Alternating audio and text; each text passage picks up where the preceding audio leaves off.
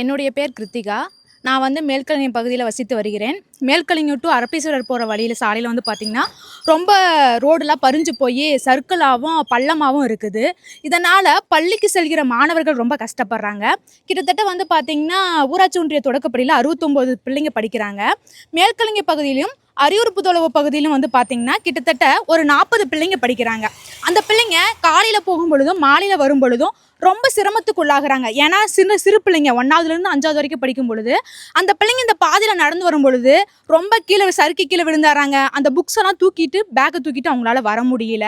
அதுக்கப்புறம் வந்து பார்த்திங்கன்னா, அரப்பீஸ்வரர் போகிற டூரிஸ்ட் பகுதின்றதுனால நிறைய ஃபேமிலியோடு போகிறவங்க வந்து பார்த்திங்கன்னா சறுக்கி கீழே விழுந்தாராங்க.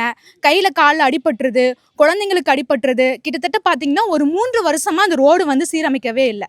ரொம்ப பழுதடைந்து போனதுனால மக்கள் ரொம்ப சிரமத்துக்கு ஆளாகிறாங்க. அடுத்தது வந்து பார்த்திங்கன்னா, மேல்கங்கு பகுதியில் வந்து 130 குடிகள் இருக்குது.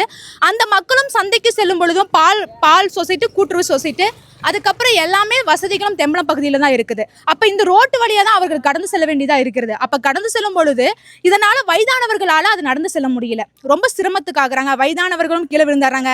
நார்மலான ஒரு வயதில் இருக்கிறவர்களாலையும் நடக்க முடியாத ஒரு சூழ்நிலை இருக்கிறது. மழை பெய்யும் பொழுது ரோடெல்லாம் ரொம்ப தண்ணி போகும் பொழுதும் அதனால் சறுக்கிறதுனால ரொம்ப கஷ்டத்துக்கு இருக்கிறாங்க. ரோடு வந்து சீரமைத்து கொடுக்குமாறு தாழ்மையுடன் கேட்டுக்கொள்கிறோம்.